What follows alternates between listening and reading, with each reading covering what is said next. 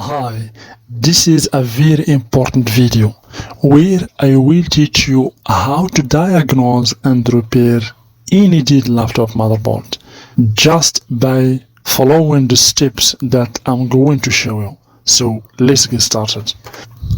So how to diagnose and repair a dead laptop motherboard. So this is the article. Basically here we have the topics that we will be discussing in this course, all these topics. Okay, so we're gonna see a very important informations in this article. I'm going to give you many tips and tricks on how to detect a failed in any dead laptop motherboard. We're gonna discuss, of course, those schematics. You're going to learn how to read schematic and how to solve any problem. I'm going to show you how to use ceramic capacitors in order to be sure if the IC is bad or not.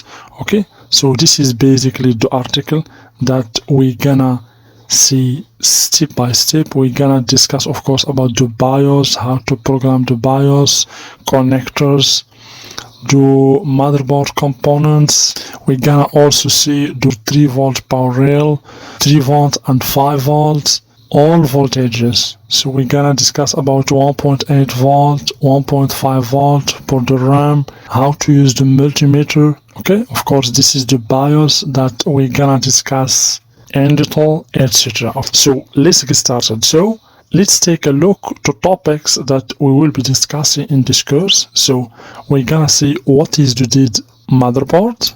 So what is the cause of dead laptop motherboard.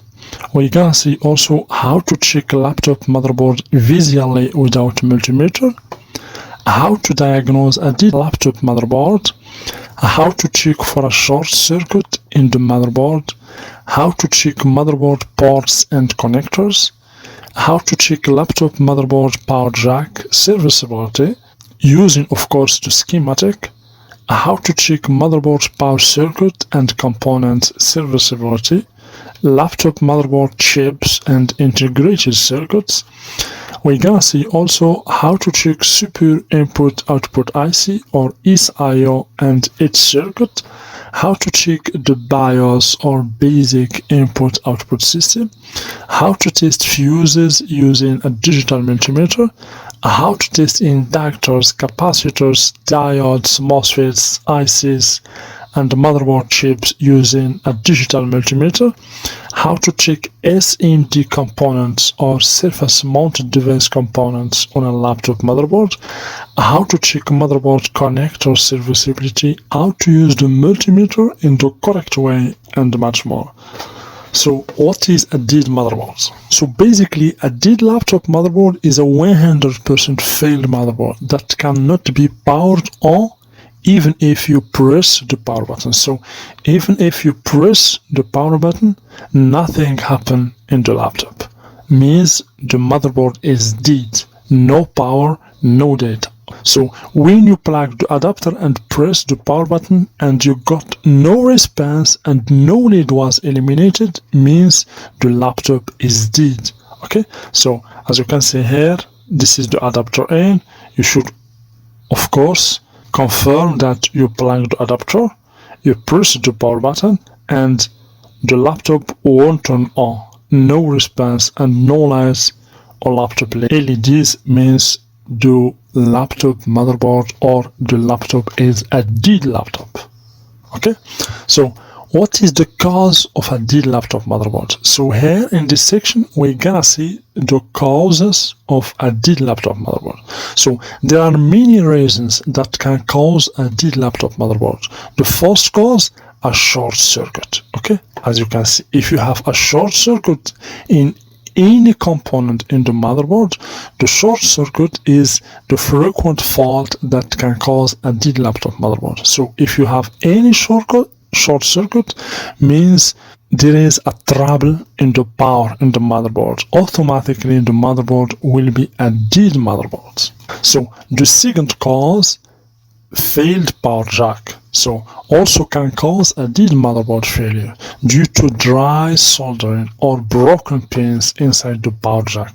The motherboard can stop working definitely.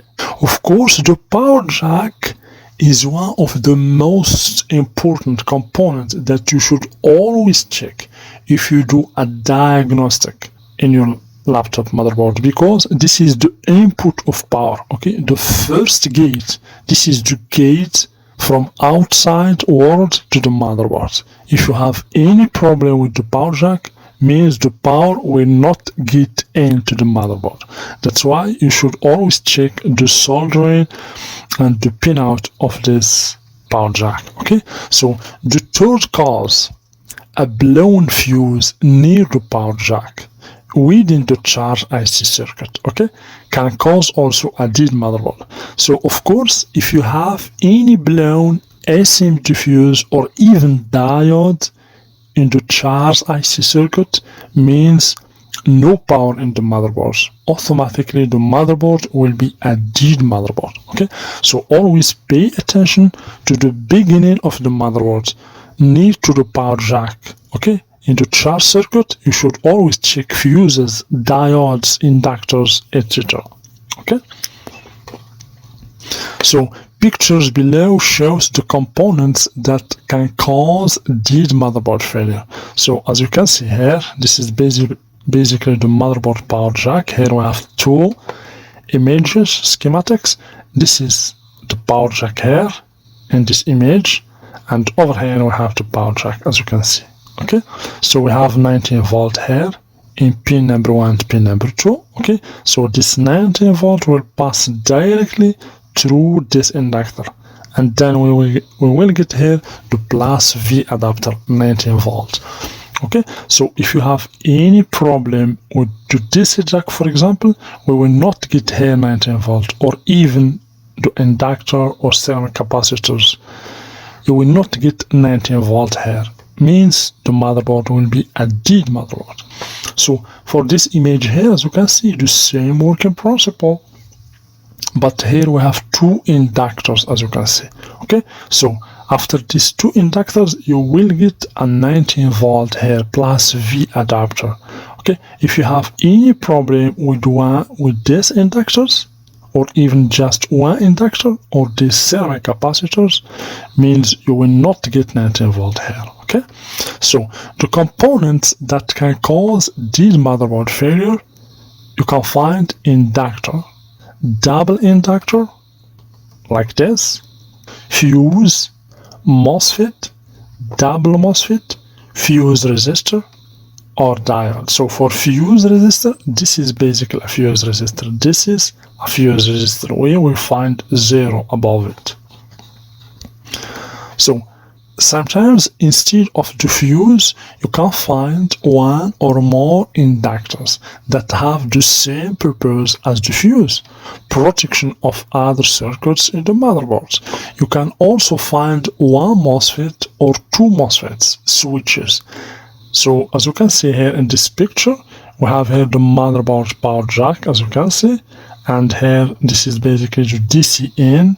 It will pass through this MOSFET, okay, through this MOSFET. Here we have the drain, okay, this is the drain, and here we have the source, okay, and here of course we have another diode here that connect between drain and source. So in normal conditions, when this MOSFET is activated, when it receives the control signal here in its gate, the 19 volt, as you can see, here we have a 19 volt from V in, from the adapter, it will pass through this switch, and we will get here 19 volt, okay? So you can have just one switch or two switches. The same working principle here also.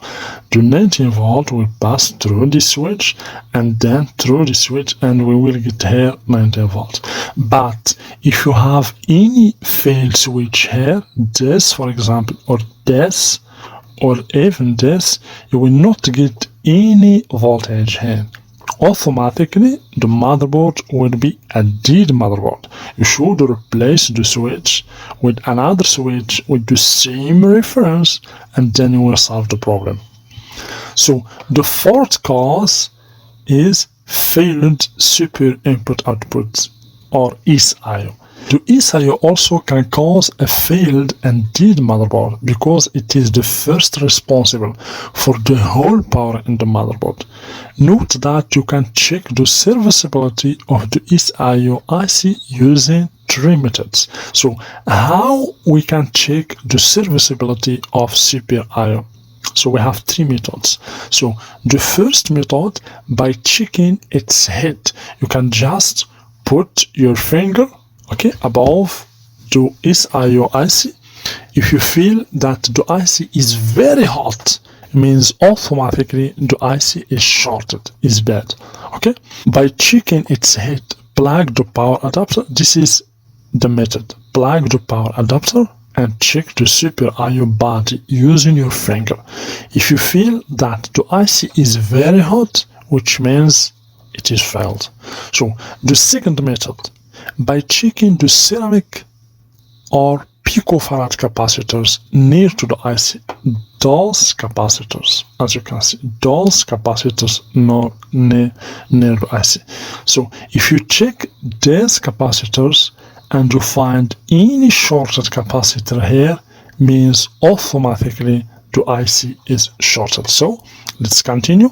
So by checking the ceramic or picofarad capacitors near to the IC, if you find that any of that capacitor is shorted, means 100% that the SIO IC is damaged. You should replace it with another one with the same reference. So if you have here any shorted capacitor around the SIO, means the IC is bad. You know why?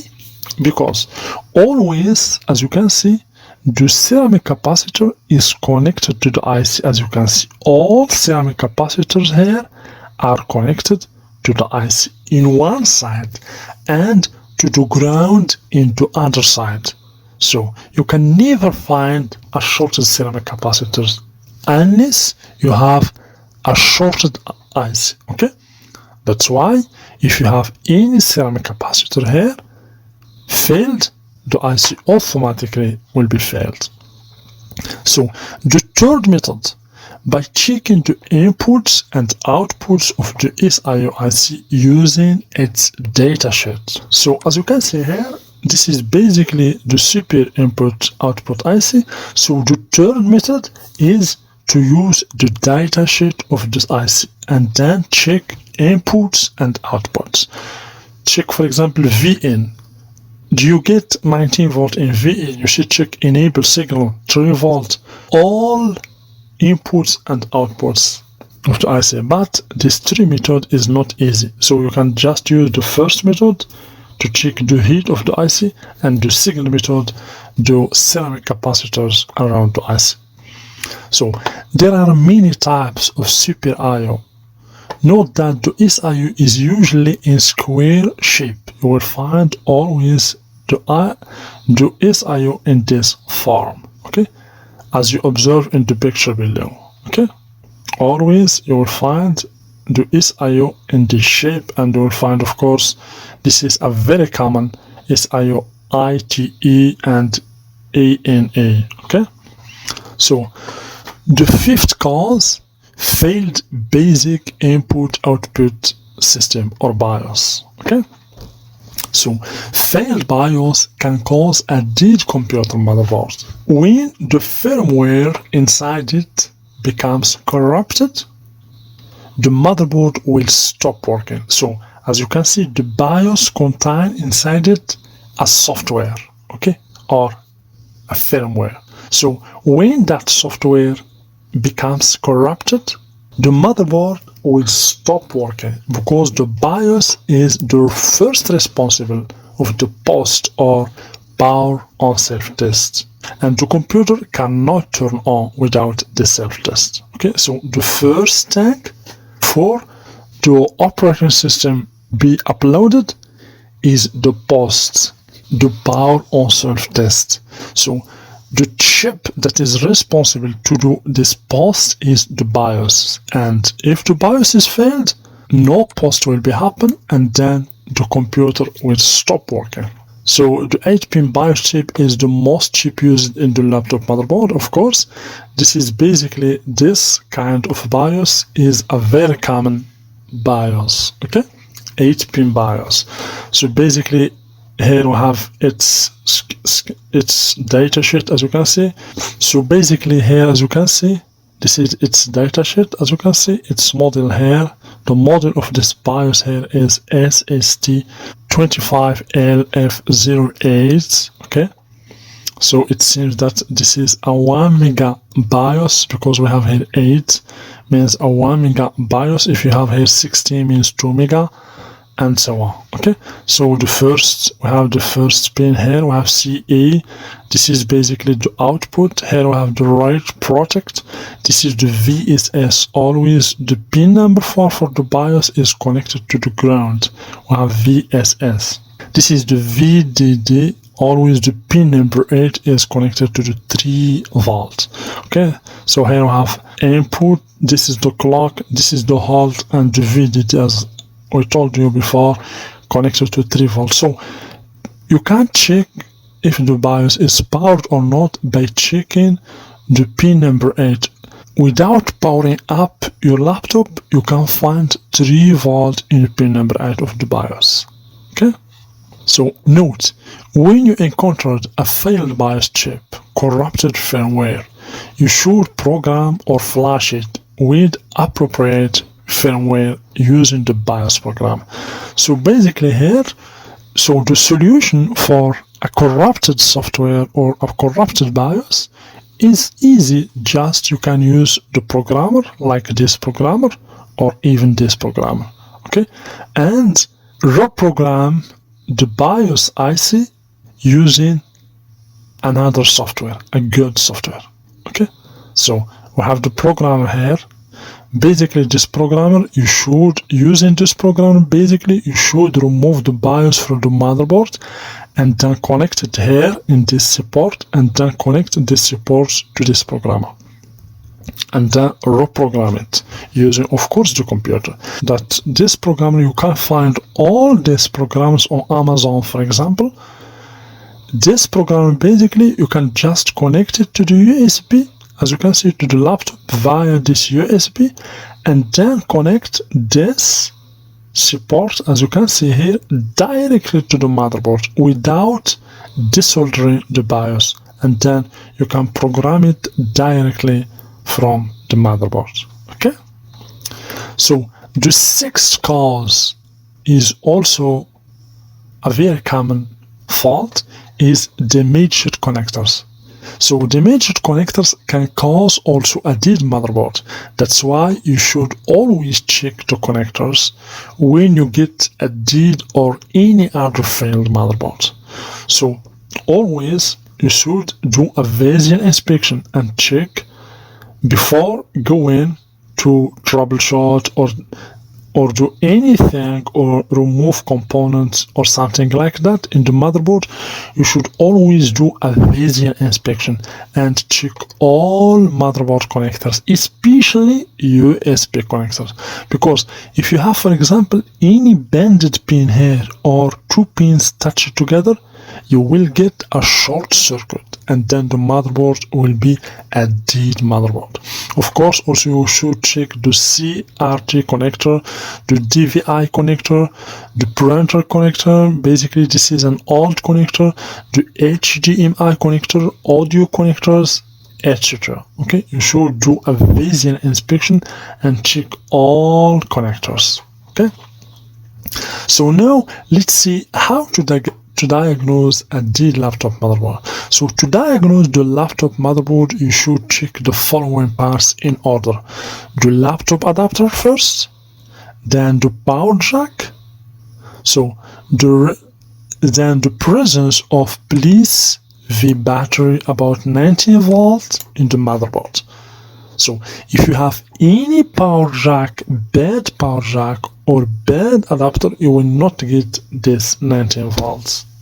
Okay, in the motherboard. Of course, this 19 volt, if we go here, so let's see the first circuit here, for example. Let's see the other. Here we have the power jack, as you can see. This is the power jack, okay? So you can just go here, check these two pins here. Normally you should get 19 volt. And also after the inductor here, we have the V adapter or V battery, no problem. You should find here 19 volt. Or for this schematic, find here 19 volt, okay? So you should check the presence of plus V adapter or V bat about 19 volt in the motherboard, okay? And then check the 3 volt and 5 volt power system. After the V adapter, the power will go directly to the 3 volt 5 volt power system. This is a very important power for motherboard. You can check using the multimeter these two voltages without powering up to the laptop. Then you should check the 3 volt in the pin number 8 of the BIOS. As I told you before, the pin number 8 of the BIOS, you should get 3 volts. If you don't get 3 volt in the pin number 8 of the BIOS, means there is a problem in the power. If you find that all these voltages are good, then you should program or flash the BIOS chip to solve the problem. So of course, before flashing the BIOS, you should check whether you have these voltages. If you have all these voltages and the motherboard still a dead motherboard, you should then program the BIOS. So how to check for a short circuit in the motherboard? This is really a very important information. It's really a secret. So the secret is the inductor. This is the secret. This inductor are the secret that you can use to find any shorts in a very short time. So how? I will show you how. So as you can see, this is basically inductors or coils. So inductors or coils are never connected to the ground. So these coils in laptop motherboard and even computer motherboard can never ever connect it to the ground. Never. Always the inductors exist in the power rail. Okay? In the power rail. If we go here, for example, to this schematic, so let's see the first schematics here. As you can see here, as you can see, here we have inductor, and here we have other inductors. You can never find an inductor connected to the ground. Never. Why? Because always the inductors is connected to the power rail, as you can see. The inductor, we have 19 volt in the inductor, because inductor is just a wire, like a fuse. You can never find a fuse, for example, connected to the ground. Never. Because just like a wire, okay, as you can see. So here also we have inductors connected to the power rail to 19 volt. That's why if you find that an inductor is connected to the ground, means automatically the short circuit is in that circuit where that inductor belongs to it. In every motherboard, the inductor or coil can never ever be connected to the ground. Always the inductor in the computer or laptop motherboard is connected to the power rail. So if you find any inductor that is connected to the ground, means you have a short circuit in the circuit that the inductor belongs to it. Proof. Let's take a look to the schematic of some circuit of laptop motherboard. So let's now see why the inductor is not connected to the ground. For example, here we have 3 volt power rail. Here we have the 3 volt power rail, as you can see. Here we have inductor. So inductor connected to 3 volt power rail. Basically, this is the pad. We can see this is a test point where you can check whether you have 3 volt or not. Do you see the inductor? So the inductor is connected to 3 volt here. Okay? And connected to this chemical capacitor and this ceramic capacitor, and then those components connected to the ground. So let's check another power rail. We have here 5-volt power rail, as you can see. Here we have 5-volt power rail connected to the inductor. Okay, so the inductor, you will find here 5 volts and here 5 volts. Okay, you can never find an inductor connected to the ground. Here, for example, we have 1.8 volt for the RAM. Okay, so here we have 1.8 volt. So the 1.8 volt basically is generated by these two MOSFETs and an IC here. We have normally an IC here. So here we have the V battery. Basically, we have here 19 volt that will pass through these MOSFETs and then through these MOSFETs, and 1.8 volt will be generated here and will pass through the inductor and through this part, and we will get 1.8 volt. So to test this 1.8 volt, you can just test it here in this part. This is at this point, or in one of these terminals of the inductor. So you can find here 1.8 volt, 1.8 volt. So the inductor can never be connected to the ground. If you find, for example, that this inductor is connected to the ground, means automatically here we have a short circuit. Maybe this MOSFET, because this MOSFET is connected to the ground here. Maybe this capacitor, or this capacitor, or this capacitor, etc. Okay, so let's check another schematic. Here basically we have 1.5 volt power rail. So the 1.5 volt is generated by this MOSFETs, and we have of course an IC. So the 1.5 volt will pass through the inductor. So we will get here 1.5 volt, 1.5 volt, 1.5 volt, 1.5 volt. Also here you can check 1.5 volts, as you can see. If, for example, this inductor is shorted, means automatically we have a short here, not the inductor. Why? Because inductor is just a wire. Maybe this can be shorted, or this, or even this. Okay, so this is why you should use always inductors to check for a short circuit. How to troubleshoot the short circuit? Put the multimeter to the buzzer or continuity option, as you can see here. To check for a short circuit, you should use the multimeter, of course, and choose the buzzer or the continuity option, and check all inductors, basically all inductors in the motherboard. All inductors should not give to you a low resistance to the ground. This is the rule. If you find an inductor that is connected to the ground, means automatically you have a short circuit. Then you should check the component around that inductor. 6. Let's now see how to check the BIOS. The BIOS, or basic input-output system, is one of the most important ICs in the motherboard, because it contains firmware or a program or software that is responsible for the post or power on self-test. The post is the first operation that should be performed before downloading the operating system. The post has as a purpose to check and make a self-test to the hardware parts. That's why if that firmware is corrupted, the post cannot be performed, so the laptop will not work, definitely.